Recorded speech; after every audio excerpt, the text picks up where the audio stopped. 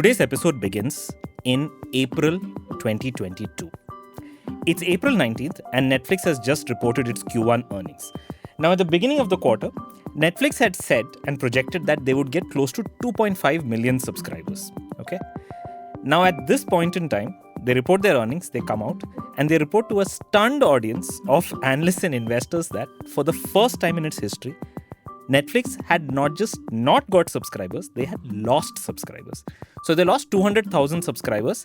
And they also said, to make things more interesting, we are going to lose another 2 million subscribers next quarter. So think about it. Beginning of the quarter, they said we'll gain 2.5. By the end of this particular day, they're like, we are going to lose 2.2 million. Sorry. Now, the truth is that this is also the day that analysts and investors were dreading. Netflix had lost subscribers in the following markets: US and Canada, Europe, Middle East and Africa, and Latin America.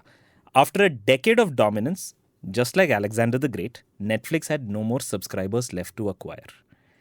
So Netflix did what any company would do. It decided to extract more from less. To do this, Netflix said in that earnings call that they would crack down on accounts and users who shared passwords. They would basically build new ad-supported tiers, and they would reduce spending on content. It took them 2 years, but it worked. As of yesterday, Netflix stock price is trading at $705, which is an all-time high since it went public in 2002. It added 8 million subscribers in the previous quarter. The quarter before that, it added 9 million subscribers. All of these gains, or at least a big part of it, have come from convincing people who had shared accounts to upgrade, buy, all of this big squeeze that Netflix did upon its subscribers. So now what's happening is analysts and investors are worried, how long can Netflix keep this up? And there's this belief that Netflix's future rests not in the West, but in one specific country, that is India.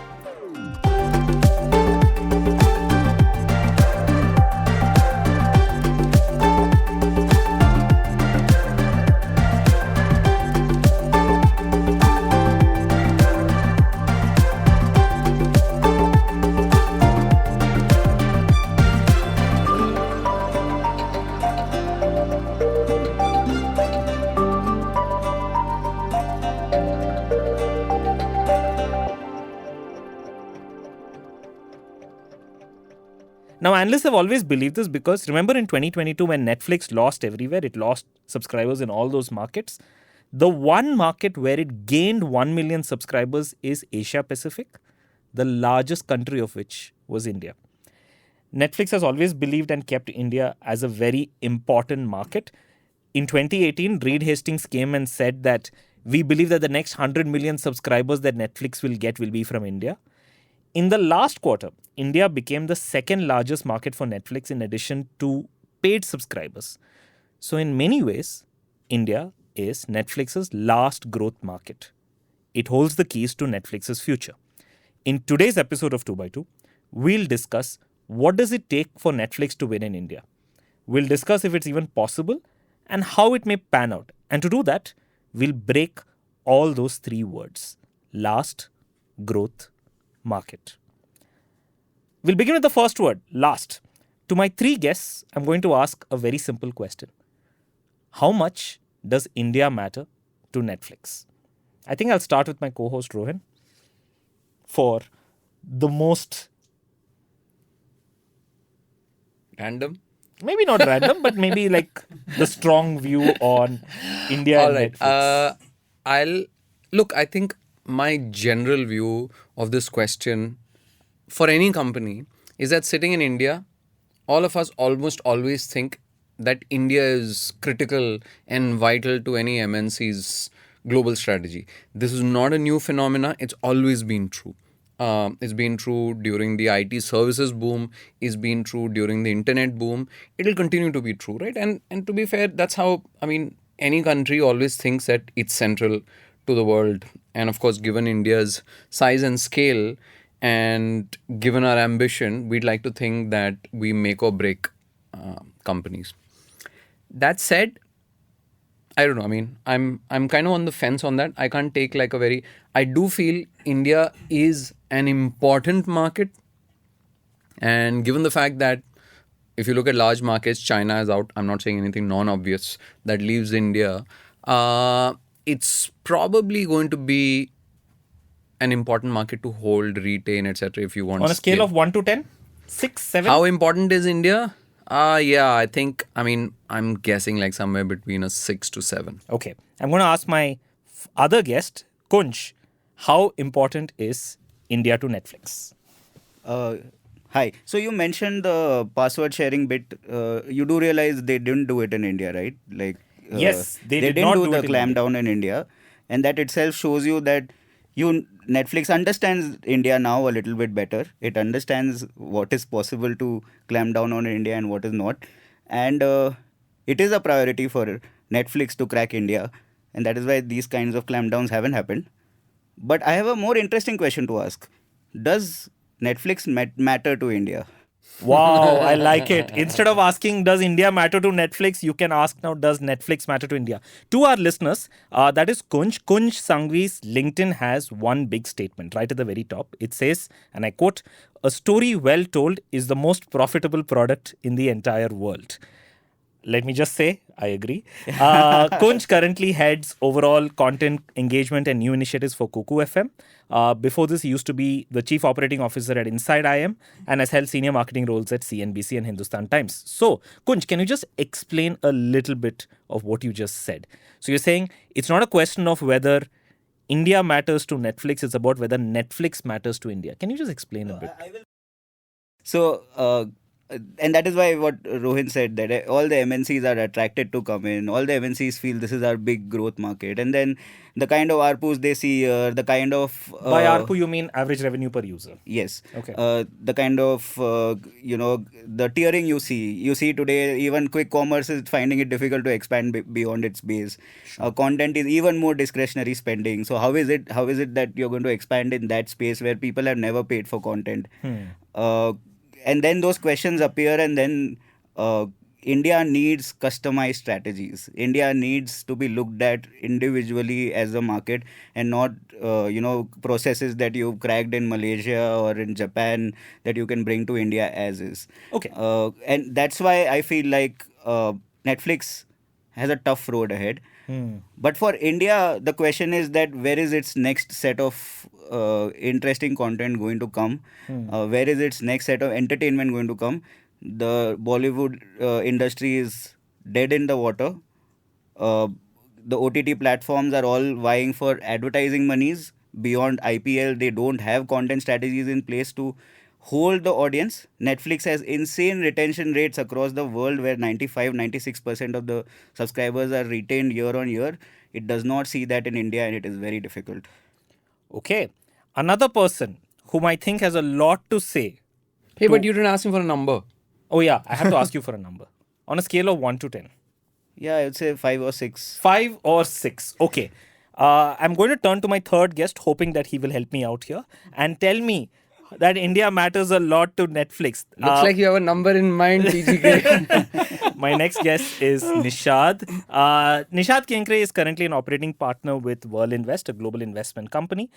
Prior to Verlinvest, Nishad was a strategy and operations leader, and he's had multiple leadership roles both at Swiggy and Disney. So now you can see why Nishad is here, because Nishad is going to introduce some sanity into this entire discussion, and he's going to tell us that India matters a lot to Netflix. I'm going to play into your hands here, Praveen, because as far as the question of does India matter to Netflix is concerned, and I'm being clear, the question not being can Netflix win in India, that's a whole different thing. Yeah, we'll come to that separately. Yes, You're right. but does India matter to Netflix? I would say I'm more on a 8 by 10 or 9 by 10, right? Okay. It matters a lot to Netflix. And I have multiple reasons for it, right? I mean, the most logical way of looking at it is, think about Netflix. It's a publicly listed company, right?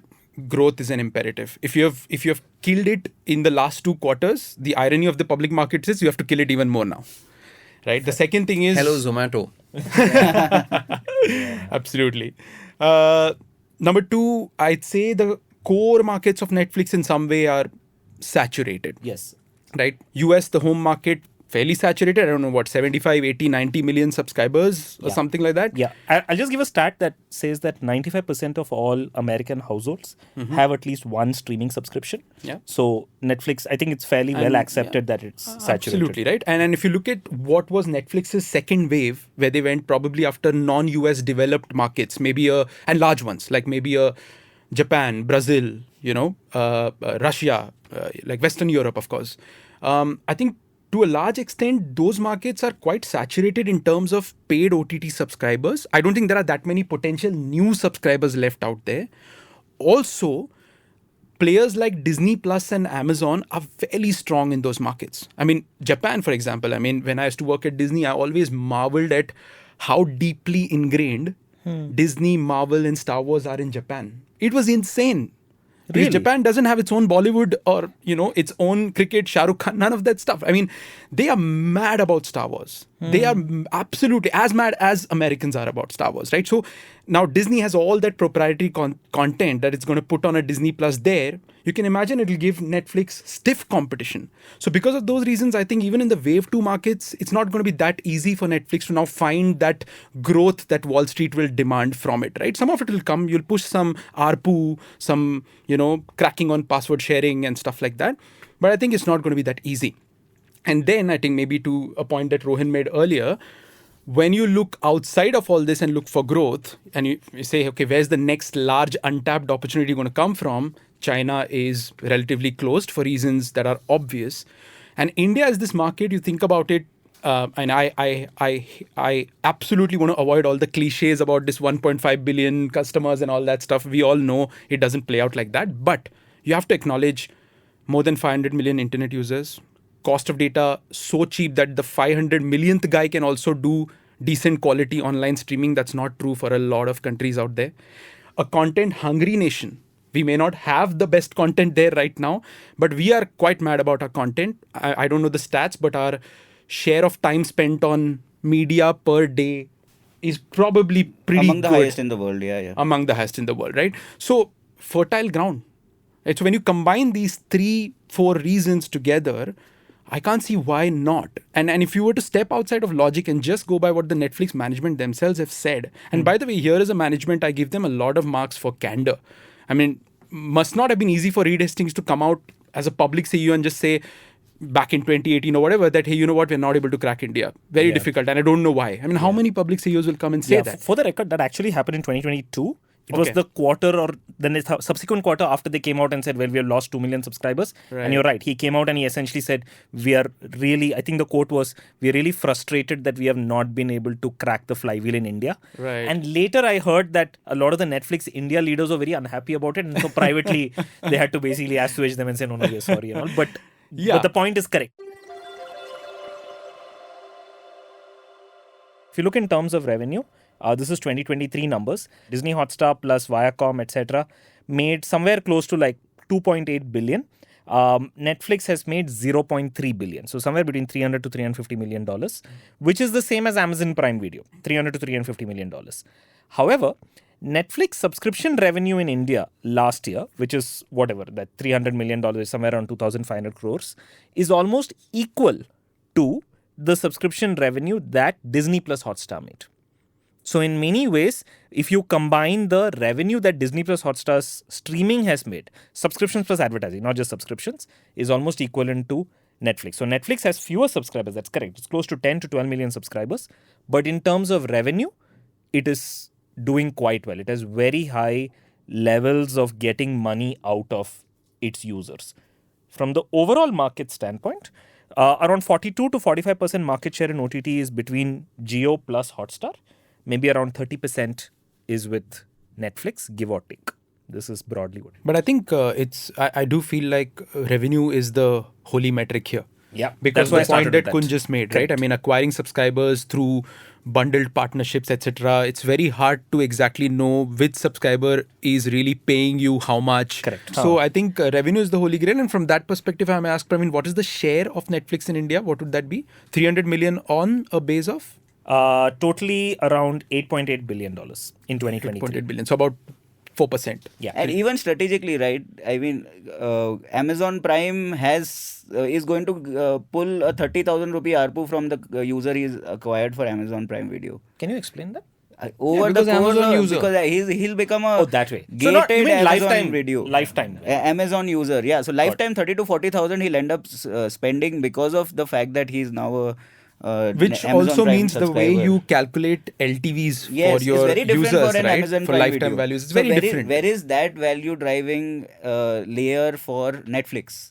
Okay, great. Now we are going to come into the Sorry, so before we move on, so roughly it looks like their revenue Yeah. and their subscriber market share is somewhere of the order of what, 4%, 5% kind of thing, 3 to 5%? Yes, I know I'm not helping my argument, but that is correct. No, because it's important for me because you can look at it two ways. Opportunity. Either you can look at it as, wow, the glass is 95% empty for me to expand to, or you're like, what got me here isn't going to take me there because Absolutely that bang on. market is... That is the most That important is something thing. I totally Wow, agree. okay, we have reached a point where 4 of us agree that what got us here is not what's going to take us ahead. So let's talk about that specifically. So right now we discussed about does Netflix need India, why not, very interesting arguments. I think now I'm going to come to that second word.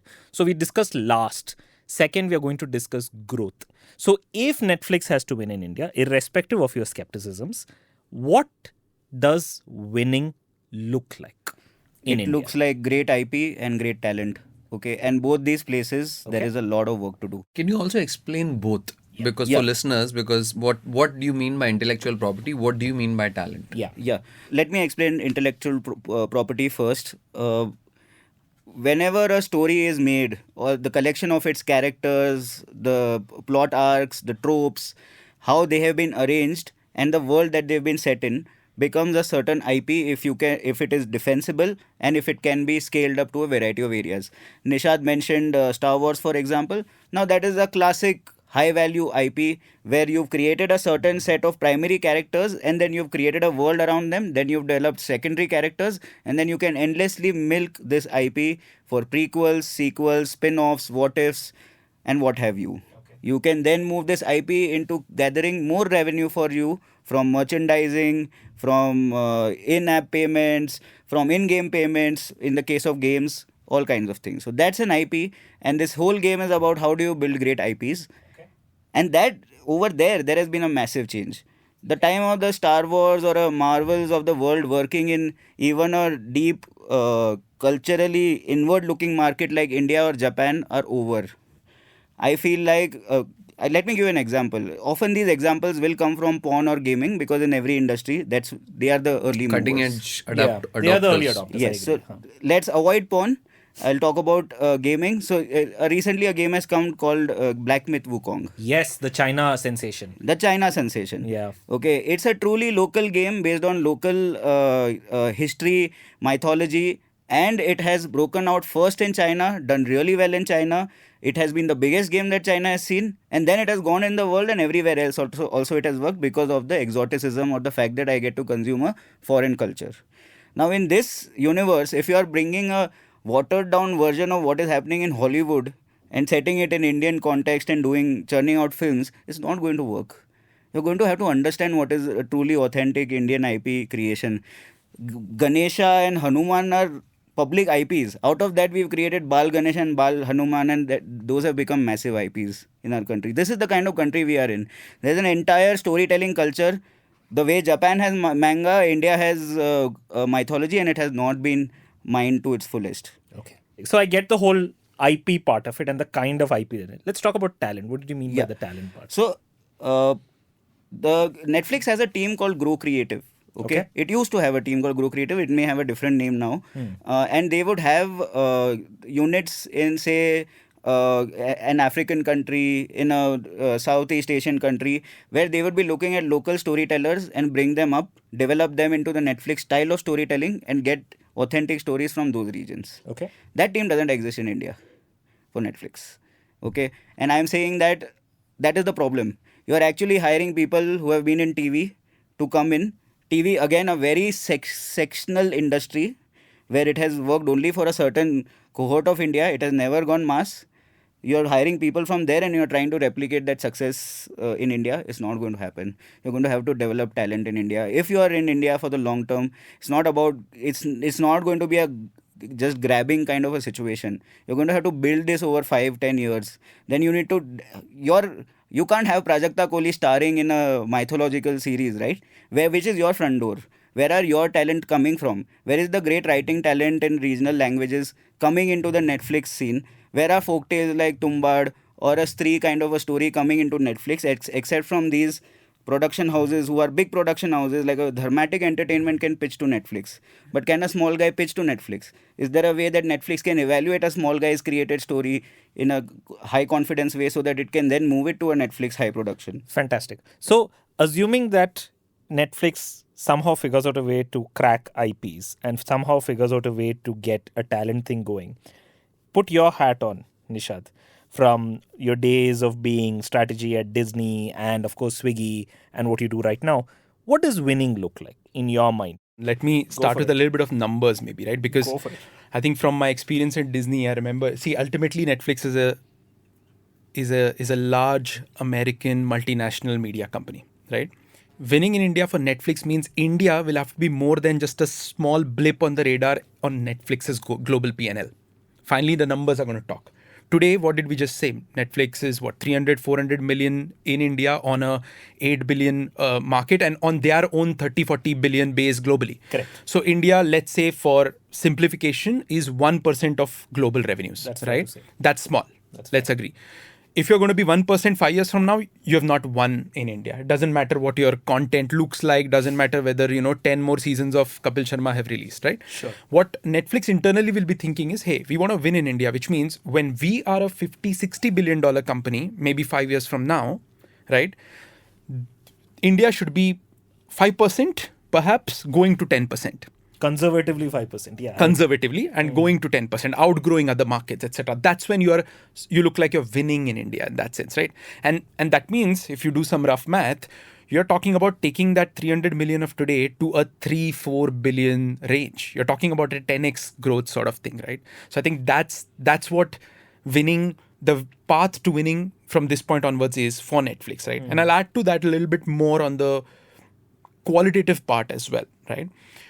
I do agree with Kunj in part that there's a lot to be done with respect to especially local content here. But I think there's also good news for Netflix in the sense that I don't think anyone else has really cracked it either at this point. If you see all the big subscription peaks we have seen, I mean, all due respect, going and buying cricket rights and then getting subscribers is not about cracking a content strategy. That's cricket. If I put IPL on Netflix tomorrow, I'm pretty certain Netflix will get another 40 million guys in, right? So that nobody has cracked it.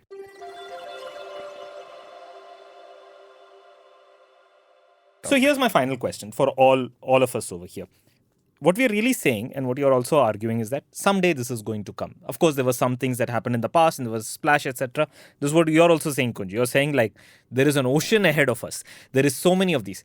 Somewhere, sometime, somebody is going to figure this out. Hopefully, it'll be Netflix. And when they figure it out, they will understand, oh, this is what we are going to unlock. And let's say they hit it and they unlock it. What happens?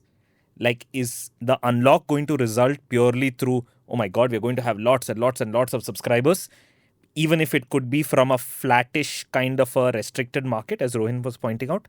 Or are we going to really continue that and saying, well, you're going to have all of this, but we're also going to have a lot of distribution via telecoms, etc., and get a lot of advertising revenue? Or is it something else? Is there an event play? This is the time, if anyone wants to bring in AI, this is the time to bring in AI, I guess. The thing is that how we create, distribute, discover, and consume content is going to be very AI driven. The way the feedback schedules are right now, if I put out a show, I spend whatever 30 crores or whatever, even if I'm doing a cheap show, I'll have to spend 5 to 10 crores on it. Then I put it out, then I do marketing on it, then I get feedback, okay, this show is not working. By then I have commissioned the shows for the next feedback cycle. Those cycles don't need to exist anymore. You don't need to do such a long cycle. You don't need to do such a long investment upfront on shows that you don't have confidence in. because of AI, this kind of inciting can happen much faster. The creation of content of a lower quality to test out in markets can happen much faster. Today, we do 500 plot testing, 500 unique plots are tested in our org every week. That is the scale at which we are. Okay, and then imagine what a Netflix can do with that kind of stuff. Also, I am saying that we give a show as a given that this is the show, this is how it's working, these are the retention numbers. But what if I can tell you that okay, this is where the drop off is happening, and you can go in and surgically correct that trope or the character decision that you have taken and move it to a different decision because of which the audience will resonate with it and stay on for longer. Then you can protect your investments also after you made them. You're going to experiment much more. You're going to try out much more. You're going to figure out numbers are going to tell And platforms are also going to change, by the way. So Okay. we are restricting ourselves to think from a video OTT definition. How content is going to be consumed is going to move away from it being on a screen on a phone to a variety of other screens, variety of other devices, variety of other formats, right? And you being able to be multi-format on your platform. Netflix has already moved to games to ensure that you love the world of Money Heist. Between two seasons, stay inside the world of Money Heist, keep playing these repetitive games. So you have to become more mixed formats, and you should be able to transition into those. Netflix has taken up a project on that to design a new homepage which covers all of these aspects rather than being a pure video discovery homepage. But those are the steps that are going to be required to take. And the biggest step is talent. We don't have story talent in India. Storytelling is the biggest career in Korea. It's bigger than the STEM careers in Korea. It has a higher cutoff in Korea. Okay, production houses, individual production houses are IPO'd in Korea just making tunes for Korea. That's how deep that industry can be, and it can be in India because there will be so many consumers and so much consumable time available to them. Now, how to monetize it? I am open to both models, whatever works, but I can see that a lot of time is going to go on content, and that's for everyone to steal from each other. Nishad, thoughts on monetization of this amazing, brilliant world that Kunj has drawn up for us, or what's going to look like in the future? How will Netflix win its last growth market, assuming all of these things come to pass? I think how will it win? Again, I think there's no taking away from content. Content is truly king, and I think cracking that is really going to be the key to everything. I do believe that leveraging technology, especially upstream, because content production is expensive. It's expensive to produce a show, and the hit flop ratio in the industry is Crazy. It's really bad. You right? would not enter into this industry if you saw the hit loss Absolutely. ratio. So this is in some senses they're like VCs. You're not very far away from that, because Yes. eventually, I mean, the movie studios that actually made profits, they make it based on a power law. If they make 12 movies in a year, 10 of them you have to assume that I'll lose Will most flop. of my money on that, and then I'll make good profits on 2, right? But it's expensive. It's expensive. Using a lot of the elements of AI, I think that's going to be important. To me, by the way, I think Netflix is very well positioned to do that, because even historically in the video OTT space, using data to inform content, they've kind of That is pioneered it Netflix, any which yeah. way. Yeah. They started it. I'd give them a better shot at it than I'd give even an Amazon or definitely a Jio, Sony Live and ZEE5. I would say they're at the forefront. In fact, if Netflix doesn't do that, in 5 years, they'd be looking back and saying, oh, we really missed something. We were like the pioneers of this and we missed it, Yeah. right? So I think that's number one for me. So there's content, there's tech. I also think some big moves are important here for Netflix to win, okay? And I'm going to say something that might sound ridiculous, but if I was in the Netflix strategy team right now, I think I'd be giving a little bit of thought to saying, hey, you know what? Let's look at this market from a slightly zoomed out perspective. There's going to be one big guy who's a content and distribution behemoth. That's going to be Disney, Hotstar, Jio, this entire combine. Sure. And they have the power of Reliance and they have everything else in the world, right? Can I join forces with some of the other guys?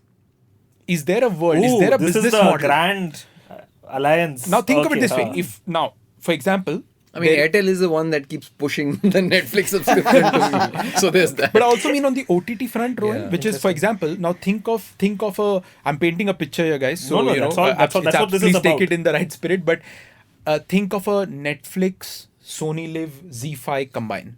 Okay.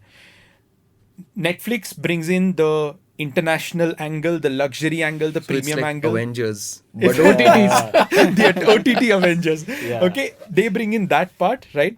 They bring in the high production value, the technology, all of the stuff that even Kunj spoke of. Maybe they have a right to win there. Z and Sony have an amazing vernacular content library thanks to the Sony Marathi, Z Bengali, lots of channels that have been running for a decade or more now. Correct. You have that vernacular stuff that Netflix doesn't really have today. Now, in sports, outside of the cricket rights and the whole Hotstar Geo thing, if anybody has managed to make any dent, it is Sony Live. Yeah. They've managed to do something in sports. They're trying, and frankly, as an attempt, it's quite decent if you look at it, right? So they've done a little bit of that, right? They have the media distribution strength that comes from having been television channels distributed in 180 million households, right? So I would think also that, why do I need to fight this battle by myself? I mean, there is food delivery today where there's a Swiggy and a Zomato, right? 2 players pretty much running it and things are going well. So similarly here, can we combine forces? Maybe that's one way to think of, and again, the last one for me is also thinking of newer formats. I think Kunj alluded a little bit to it. I would say definitely multi-format, right? Finally, I want to work backwards from the consumer. Yes. I want to say, you know what? This person will want to watch sports at some time. This person will sometime be driving a car and he won't be able to watch video at that point. Correct. Okay, now, does that mean I have no play at all when he's like spending 3 hours in Bangalore traffic? I don't have a play because I'm Netflix because he's at the steering wheel, he or she. No, I should have a proper high quality podcasts, an audio space there as well, right? I should be present in video. I should be present in live events there. I should do something in streaming, which I think in India is really under-indexed at this point, because streaming is not just sports. Can I do other kinds of live streaming? What you just listened to were just some of the highlights from an almost 90-minute discussion that Praveen and I had. If you'd like to listen to everything we talked about, you can do it either with a premium subscription to the Ken and then downloading our app, or by subscribing to 2x2 Premium on Apple Podcasts. Of course, you could also wait 4 weeks because we do usually make full episodes available for a while after that. Whatever you choose, we're just glad to have you as a listener. And if you enjoyed listening to this episode or have some thoughts that you'd like to share with us, you can always write to us at 2x2@theken.com. We'll be back next week with a new episode for you.